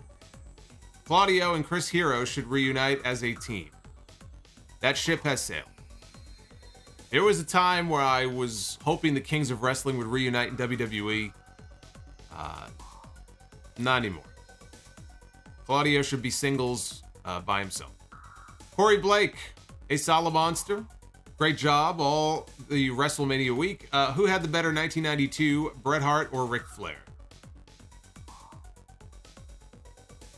Who had the better 1992, Bret Hart or Ric Flair? Bret Hart. Bret Hart had the better 1992. He had that great match with Piper at WrestleMania. One of the only people to ever hand Piper a clean pinfall loss on television. Ever. Piper never jobbed. Clean. Never. So Bret beating him was a big deal. They had a great match. And then he goes to Wembley Stadium. SummerSlam. Main event. British Bulldog. And then he wins his first WWE Championship a couple months later. That's a hell of a year. You can't argue that. Anthony Perks with the 1999 Super Chat. Hope you're having a good night. Got into Ring of Honor thanks to the Steen and Generico feud. Now that they both had high-profile matches last week, and I was wondering if you think they hit their ceiling in WWE. I hope they haven't. I don't think Sami Zayn has hit his ceiling in WWE yet. I think he still has a really good babyface run left in him. As great and as obnoxious as he is as a heel, he was just as good, if not better, as a babyface. And I still think he's got a babyface run in him. Steen may have hit his ceiling. I don't know how he tops. I mean, look, as great as he is, and I love Kevin Owens, I never thought that Kevin Owens would ever have a WrestleMania main event. There are just some people who I look at and I go, that guy's not going to be in the main event of WrestleMania. He got to main event one night of WrestleMania, because it's going to be 2 nights every year now. He got to main event one night of WrestleMania and wrestle Stone Cold Steve Austin and give Stone Cold Steve Austin very likely what will end up being his final match. How do you top that? How do you top? No championship that he could win could possibly top the moment that he had last week. He could retire tomorrow, and that would be right at the top of his resume of what he accomplished in wrestling. So I think he may have hit his ceiling, but I don't think Sami has yet.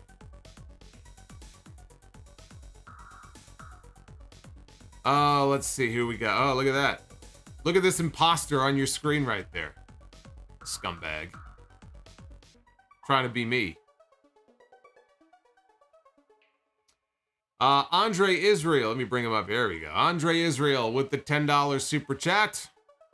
In your opinion, what is one of the more underrated wrestling theme songs ever? My pick goes to Sting's last WCW theme, Seek and Destroy. Great song, but I feel like it gets no respect. Yeah, it's like Rodney Dangerfield. It's no respect.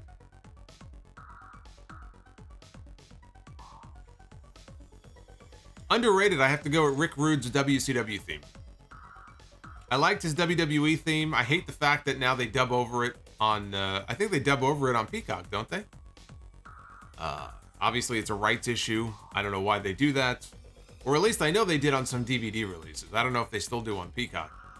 But his WCW theme, I feel like it doesn't get enough love. And I'll give you another one, too. Paul Orndorff. Paul Orndorff in WCW. With the opera singer, he would come out with the mirror looking at himself. That's an underrated entrance. It's so bad, it's good. King Bling Blah, does it stay out? Wait, does it stay all out of chain? What? Does it, okay, does it stay all out or change to all in? Well, why would it change? Just because they own the Ring of Honor? No, it stays all out. All Out is one of their signature shows. Why would you change the name? Of course it's going to stay all out. Deontay Soigné. Solomonster, great to see you. Me and Spence watching again, yelling about Gabagool at FTR. I'm watching AEW live next week in NOLA. Screw MJF. Love you, man. Thank you, Deontay. Thank you, Deontay. Hopefully tomorrow night you have yourself a nice helping of Gabagool for dinner. Where's the Gabagool? Shin Akuma, the 1-hour episode of CM Punk leaving WWE was my first clip of the Solomonster. That made me love your show. Well, thank you. I think that show has over 100,000 views on that video now, I think. It's one of the few full sound-off episodes that I ever put up on YouTube. And Samoan Fan 101, Earl F. Brett, something we should know about. Yes, he fucked Brett in Montreal. I thought this was common knowledge here. But he left money on the nightstand, so it's all good. I mean, Earl is nothing if not a classy guy. Ross Lawman. Look at the tongue. Look at the tongue on that Heyman Super Chat. Ross, what's going on? Solo, 12-0 at Revolution. Is Y2J beating Austin and Rock in the same night? Yes, I went 12-0 in my predictions for Revolution. We'll be talking about it for 20 years. Oh, I'm going to be talking about it forever. Are you kidding me? 12-0? Finally catching a live review from the UK, so finally able to make a Super Chat. Great work, Solo. Thank you, Ross. And Diarlo Renford, what is your favorite mist? Red, green, black, blue, or yellow? There are different levels of mist. I don't remember what they all do. I want to say, isn't yellow? No, black is the worst, right? Black is like blinding, I think. What does blue do? I like blue. Blue is my favorite color. But I don't remember what the blue mist does. Somebody will remind me what the blue mist does. Because I cannot remember. Maybe I'll look it up real quick. The Coog says Demolition's theme. Oh, Demolition is by no means an underrated theme. If we're talking underrated, Demolition is not an underrated theme. Demolition is one of the best themes. It's one of my favorites, in fact. Let's see what these different degrees of mist are. All right, here we go. Let's see what these mists do. So these are the mists in wrestling, okay? Let's go through this here. The green mist is commonly used, which is said to obstruct the opponent's vision. Okay, basic obstruction, right? If anything goes in your eyes, your vision is going to be obstructed. The red mist, quite often used, but is said to burn the eyes, used by Gangrel, which was known as blood mist. All right, so it burns. Black mist is said to blind the opponent for several weeks, Tajiri used the Black Mist on Nydia. That's right. He did use the Black Mist on Nydia. So I was right about the Black Mist. The Blue Mist, here we go. The Blue Mist sends the opponent to sleep. I see. Well, that might be my favorite mist then. It's too bad I couldn't mist myself this weekend, because I could have used the sleep. How does one spit in their own face, though? It doesn't really work. The Yellow Mist paralyzes the opponent, and the Purple Mist causes momentary distraction and memory loss. So evidently the entire WWE creative team on a weekly basis is misted with Purple Mist. Got it. So there you go. Those are your different varying levels of Asian mist per the internet. So you learn something new every day. The Blue Mist, a.k.a. Monday Night Raw. But yeah, that would explain why Julia Hart still has the eye patch on. She got the Black Mist. See, it all makes sense. You got to keep kayfabe. You got to stick to the definitions of the mist. Cassio Black, Rick Rude's WCW theme was awesome. If the early 90s had a theme song, it would be that. It was great. It was great. Whatever the woman was, whoever sang that song did a great job with it. Kayfabe scientist Solomonster. I should put my lab coat. I got my white lab coat. I should put my lab coat on.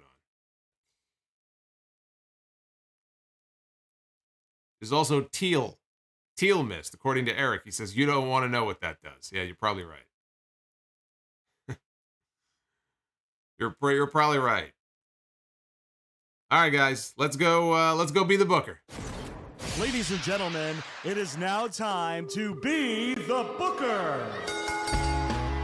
It is time to be the booker, and we are getting very close to revealing the winners of the men's and women's Be the Booker tournament.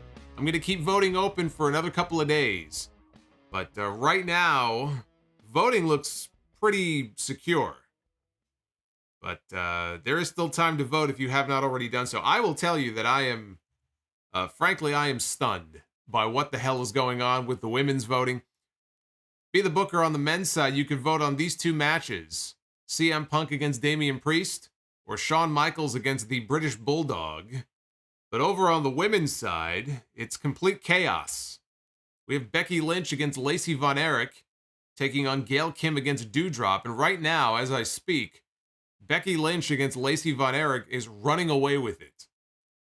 And I'm not trying to poison the well here or anything. I'm trying to be impartial, but you people are out of your fucking minds if you think that Lacey Von Erich should be winning anything. I can only think that people are seeing the name Von Erich and thinking, well, she's from the Von Erich family. She's Kerry Von Erich's daughter. How bad could she be? And never actually saw her wrestle. But I will honor the votes. If you want to try to swing it the other way, you can go vote right now under the community tab here on the YouTube channel. There is still a couple days left to vote, but yeah, wow. That is not, we are headed for an outcome that I was not expecting. So we'll see how the voting turns out, but right now, let's head on over to the voting here tonight.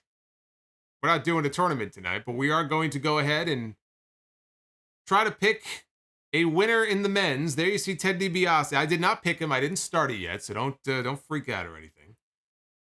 But we're going to start things out here with the men. See who we land on. We had a couple of really weird ones the other night. But we begin here with the Heartbreak Kid, Shawn Michaels. Now, this is the WrestleMania 14 pilled-up version of Shawn Michaels. This is the pill popper, not the showstopper. You could see the pained expression on his face. He came to the ring that night with a thrashed back. Did not have one of the better matches of his career, but hey, he soldiered through the pain. So there's WrestleMania 14 Shawn Michaels. Who will WrestleMania 14 Shawn Michaels be stepping into the ring with here? Let's see. It will be Shawn Michaels one-on-one with Brian Pillman. That's a match right there. Even if it's the injured version of Shawn Michaels. Shawn Michaels against Brian Pillman is one hell of a main event. Even badly damaged Shawn Michaels against Brian Pillman. And this is Brian Pillman post-accident here. So we got two physically damaged individuals. And I still would love to see Shawn Michaels one-on-one against Brian Pillman. Now imagine if they were both healthy. Pillman pre-accident. And Michaels from, let's say, 96 when Pillman first came in. That would be a match. It's a shame we never got it. Because that would have been a hell of a match. See, and that would be a fine way to end this edition of Be the Booker. But we have to. We must. We must pick a women's Be the Booker. I always screw things up with this. Well, maybe we'll have better luck tonight. What do you think? Let's see. Our first pick is... Oh, Jesus Christ.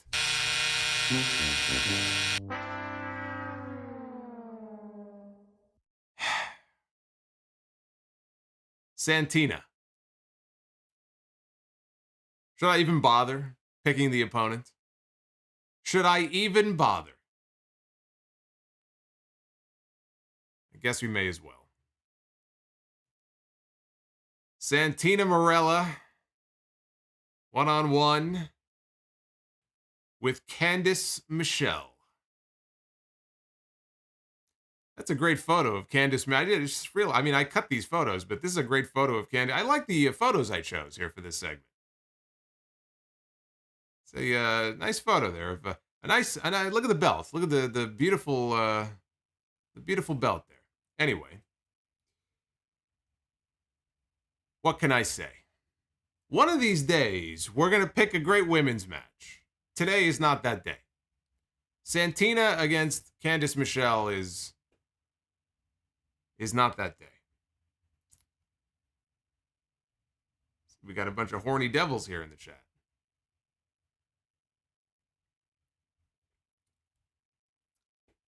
Tito lies. Can't believe they released Nash Carter. Naif Alsafar, thank you for the double chat, my friend. Always good to hear from Naif. Lakers, Pats 1. Party Boy against Naked Midian against Big Dick Johnson at WrestleMania 39. Well, we know what Lakers Pats watches at night. To each their own. If that's the kind of match you want to see, have at it, my friend. Not even my horrible picks in Be the Booker. You will not find any of those men. I could tell you that Naked Midian is not in Be the Booker. I probably should have put him in there, but Naked Midian is not in Be the Booker. But yes, Miguel is correct. I continue my streak because, like Tony Khan, Solomonster cannot book women. Good Lord. Have I ever picked the same image twice? Oh, in the same Be the Booker? I have not, no. That would be, not impossible, but that would be tough because I've got, on the men's, I know I have a little over 200 on the men, and the women is not too far behind that. And I'm going to be working on a tag team one soon, too. So I'm actually looking forward to that one. It's very time consuming, and this was definitely not the week to be doing that. But that is in the future. There will be a tag team Be the Booker, so we can alternate between them. We may not do it every week, but just to kind of change things up a little bit.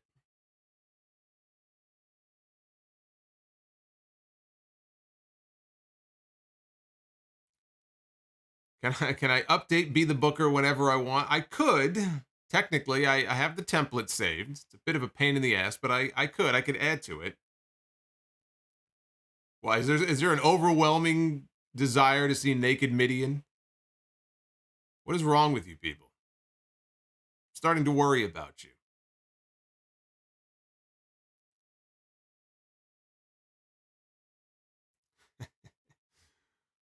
Oh, that's right. You know what? I completely forgot about that. I did do that, didn't I? On the old Be the Booker when I was using Zinfamous. Shout out to Zinfamous HD, by the way. When I was using his GIF, I did do Andrade twice. I forgot about that. That wasn't very good. I picked Andrade 2 different times in the same segment. I had forgotten about that. Andrade against Andrade. It's like Undertaker against fake Undertaker.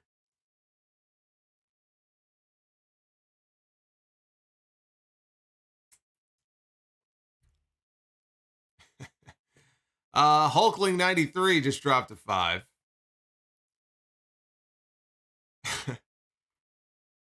This year is the 10th anniversary of, in my opinion, TNA's last really good year. Impact even won Best Weekly Show, besides Aces and Eights, competent booking. What are your thoughts? Yeah, I mean, I started watching Impact again full-time after I had given up on it.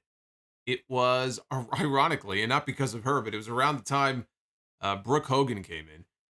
It was like the spring of 2012. I think it was around then. And I stuck with it for a while. I stuck with it for at least a year, maybe a year and a half before it started to go downhill and I gave up on it again. They squandered their last chance with me.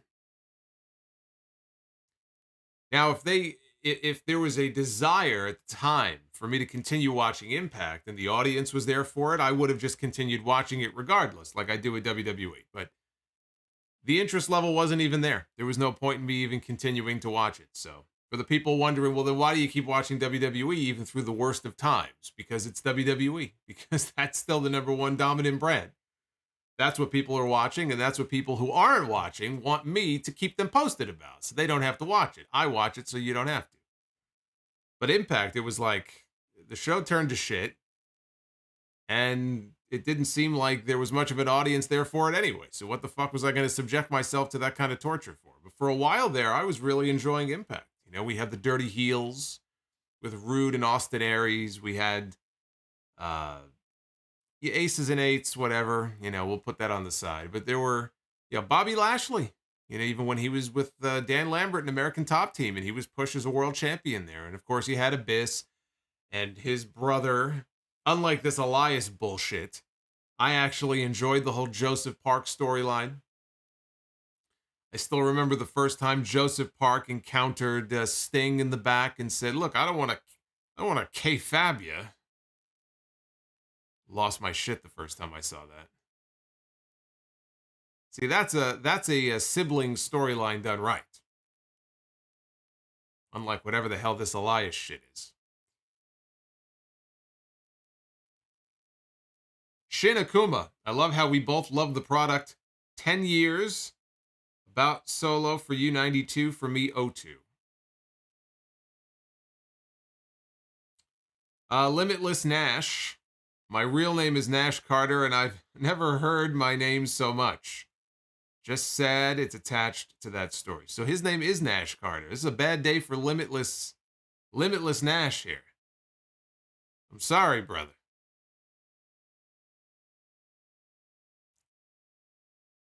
King Bling Blah, loaded question. What would happen if Vince McMahon and Tony Khan took over the other company for 3 months? Rosters are as is.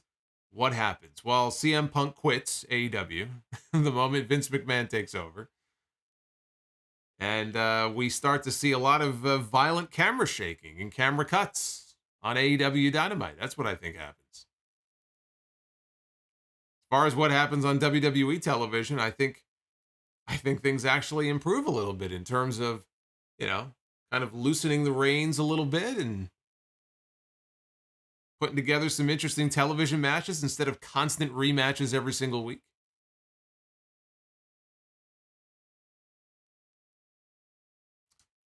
Lil Alien Boy says, just got home from the show in Boston. Show was fire and Rampage was stacked. Well, that's good because we're going to be talking about Rampage on Friday, and I want a good show. SmackDown is going to be a very interesting show. SmackDown may end up being better than Raw this week because I kind of feel like all the stuff we did not get on Raw, we might get on SmackDown. We didn't have any new NXT call-ups on Raw, and I'm starting to think we might get Walter. Might get Walter on SmackDown this week. Roman Reigns is supposed to tell us what his next challenge or challenger is going to be. And a 2-hour show will always be better than a 3-hour show. So I'm expecting a good SmackDown this week. Hopefully a good Rampage. And that will take us on into the weekend.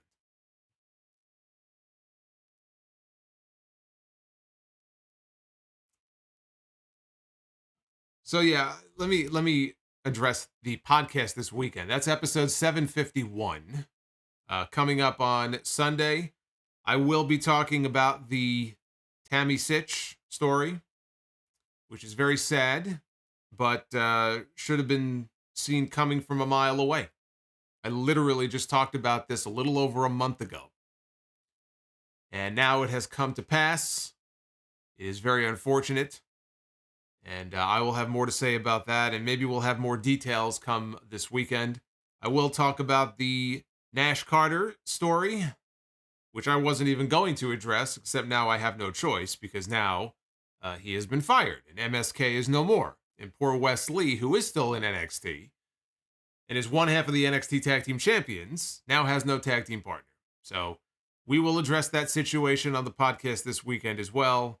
And we will talk about, the key stuff from Raw, from SmackDown, from this week's NXT, and any other news that I'm sure will break between now and Sunday, because that's just what happens. And usually news breaks towards the end of the week. We are, by the way, also coming into a period where, if the last few years are any indication, there are WWE mass releases usually coming out of WrestleMania. Now, I hope that that doesn't happen this year. I hope that this breaks the pattern, but there is a history of that. Right around April 15th, I guess that would be next week, but I do have a fear that there might be some news coming on that front. I hope I'm wrong. But it is that time of year, sadly. Boy, maybe they should have gone with my prediction and had the Creeds win the tag team titles on Saturday, huh? Instead of putting them back on MSK. Boy, do you look stupid now. Samoan fan 101. You're stuck with TNA for 3 years. Oh, I stuck with it for 3 years. Did you have memory loss? I stuck with it for 3 years? I didn't think it was that long. I thought I had given up after maybe a year and a half or two. Maybe I try to block some of it out. Oh, you may be right. I think I did stick with it for 3 years. Oh, even better. Ross Lawman, biscuits and gravy theme, lives rent-free in my head. I always thought that was a lame theme.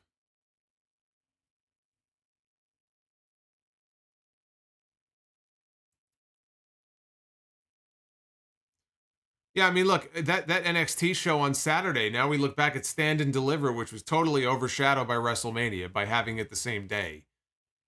We had Dolph Ziggler retaining the NXT Championship, only to lose it anyway 2 days later. We had Toxic Attraction losing the women's tag team titles, only to get them back 3 days later. We had MSK win the tag team titles, and now one of them is fired. A completely pointless show in every sense of the word. At least Cameron Grimes got a win. Otherwise, a completely pointless show. In every sense of the word, pointless. Unbelievable. Miguel, the only thing good about Aces and Eights was the theme song. I thought the Aces and Eights theme song was very good. That is the only thing about Aces and Eights that was very good.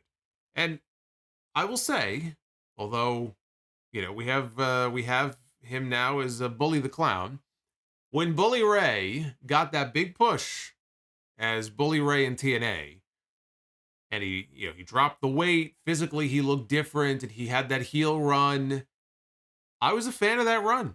And I thought that, when and if he went back to WWE, he could have gone in as Bully Ray, and he wanted to. And Vince McMahon didn't want him coming in as Bully Ray. Because I think you could have done a Bully Ray John Cena feud. Some people thought I was crazy for saying that, but I still feel like you could have done a Bully Ray John Cena feud. He could have gotten that high up.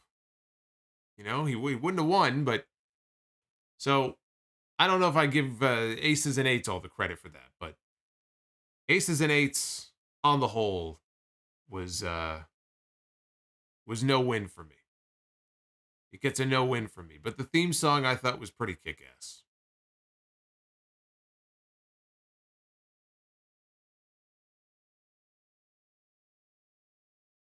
Brooke Tessma. Yeah, I forgot about Miss Tessmacher. I wonder what she's up to these days. I always enjoyed seeing Miss Tessmacher. And Ricky Edmond, what did you think of the Will Smith thing? I thought it was very stupid. And hopefully he'll be punished for it. Can't go around smacking people. I don't give a shit what your reason is. Unless someone, if someone is being abused, like physically abused, like if you're walking down the sidewalk and somebody is kicking a cat or somebody is smacking a kid around, especially if it's not their kid, or you see a woman who's being smacked around or something, all bets are off. You know, you do what you got to do in a situation like that. You beat the fucking piss out of that person. But in this situation, you can't just go around smacking people. So he'll pay a price for it, hopefully. Otherwise, I guess it's open season and anybody could just go around slapping people. Well, I mean, if nothing else, it'll make the Oscars more interesting because I certainly don't give a shit about it. EJ Slamp, the $4.99.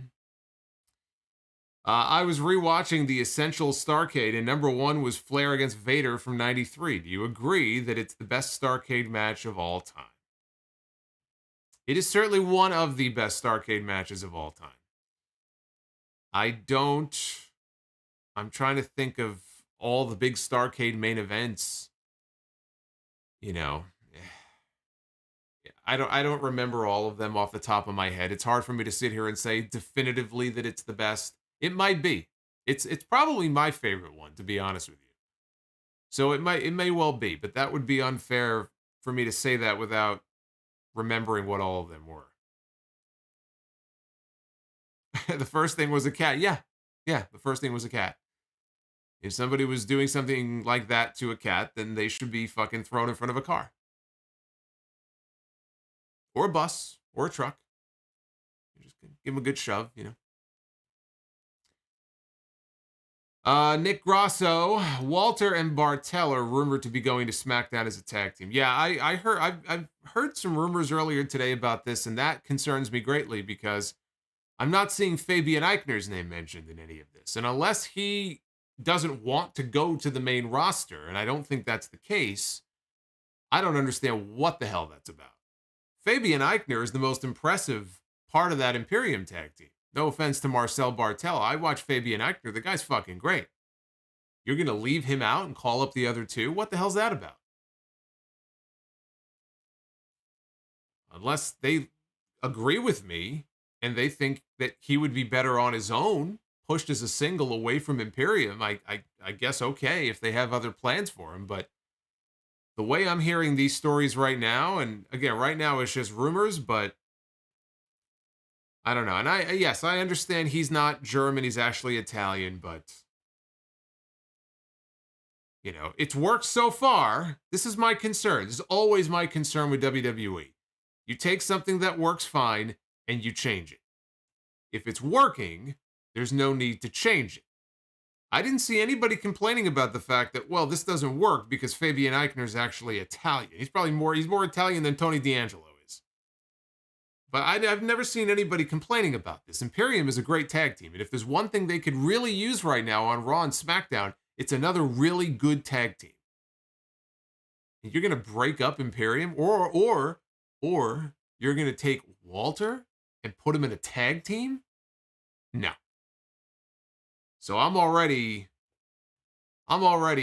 getting a little on edge about this. Not that I ever really expected them to do anything but fuck up Walter on the main roster, but I had a glimmer of hope. If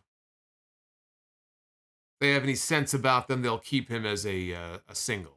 Because you could build him up as somebody to wrestle a Roman Reigns and a Drew McIntyre. Somebody on that level. He's not a tag team wrestler.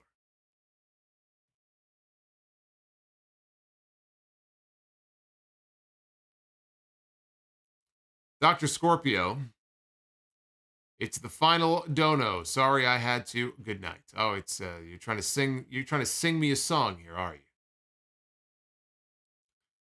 Well, good night, Dr. Scorpio. Thank you for the lyric. Billy Kidman, that's right. Billy Kidman had a great theme song in WWE. He did have a really good theme. You know, he would probably be at the top of the list of people who had such a great theme. It's a shame they didn't give it to an actual star that they pushed. Because they never did anything with Billy Kidman. And that song went to waste. They should have given that song to somebody they actually pushed, who was getting actual television time. He had a great song.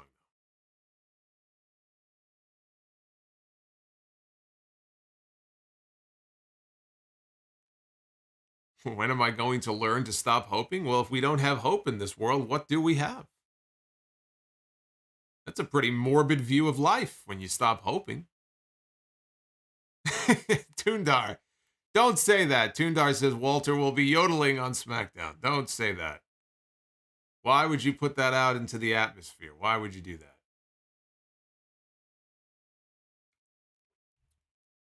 They're going to dress up Walter like he's going to fucking Oktoberfest. I mean, look what they did to Pete Dunne. Look how they dressed him up. What do you think they're going to put on Walter?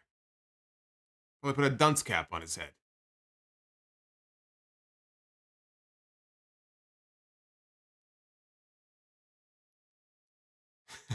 Brie mode. Did you actually just say Brie mode? Ross Lawman, you know what? You make a really good point. I blanked out for a second there on that segment. I take back what I said before, that the theme song was the only good thing to come out of Aces and Eights. That's not true. He mentions Aces and Eights funeral scene was elite. Samoa Joe doing his best work.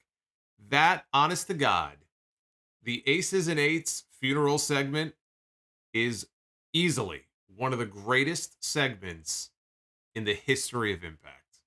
In the 20 plus years that, well, I guess 20 years this year. In the 20 years that promotion has been in existence, that is just a top 5 all-timer segment. Was it Mike Tenay? I think it was Tenay had someone's like panties or something that he, for whatever reason, had on him, and he stuffed it in his jacket pocket, handing out the beers. And I think they went, was it Joe? Again, I don't remember all the specifics, but somebody went to go hand Kurt Angle a beer, and then they thought better of it. I was like, everything they did in that segment was just gold. Gold. I don't want to say that it made the entire storyline worth it because it went on for so long, but that funeral scene, if you've never seen it, it's probably on YouTube. You got to look it up. It's better with context if you knew the characters and what was going on at the time, but that funeral segment is easily one of the best segments in TNA history. Oh, that was so good. Why can't we get segments like that anymore? That was high comedy is what that was. All right, guys, look, this has been fun. I want to thank you for joining me for what I thought was a very enjoyable Dynamite tonight. It opened with a strong match, and it ended with one of the best matches that I have seen all year. Between FTR and the Young Bucks, an excellent, excellent tag team main event. And now we have Rampage and SmackDown coming up on Friday night. Sunday will be episode 751. There were a couple of big stories that broke today and are still breaking. I think we'll get more information in the days ahead. I am sure that those will be among the top stories I cover on the podcast on Sunday, but we still have a few days left to go. Who knows what else might happen? Who knows? I feel like a lot of really big stories usually break on Friday. We'll see. We'll see if we get any big breaking news. And you know what I just realized? Fuck. Look at the scroll on the bottom. Look what I did with the Young Bucks. I misspelled the Young Bucks. I'm about to end the stream, and I just realized I called them the Youngin Bucks. How did I miss that? The Youngin Bucks lost to FTR tonight. So now throughout the entire video now, we've got the Youngin Bucks scrolling across the bottom of the screen. That is going to annoy the crap out of me. Hey, Near coming in late with a super chat.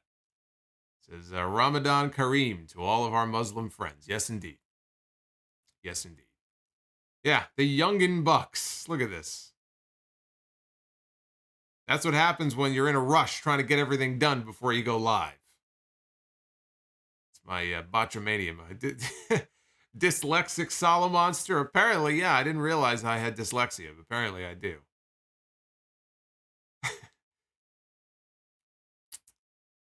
Yeah, the Youngin Bucks theme is another banger. Well, they are now forevermore the Youngin Bucks. G before N. FRT. Del Fuego says FTR is now FRT. FRT against the Youngin Bucks. And Andrew the Giant. Don't forget Andrew the Giant. Fart. We're going to call them Fart from now on. FTR is now Fart. The Young Bucks are now the Youngin Bucks. What did I have in this mug? I just grabbed whatever bottle was around and I poured it in. Too much of the bubbly. Maybe. You might be right. A little too much of the bubbly.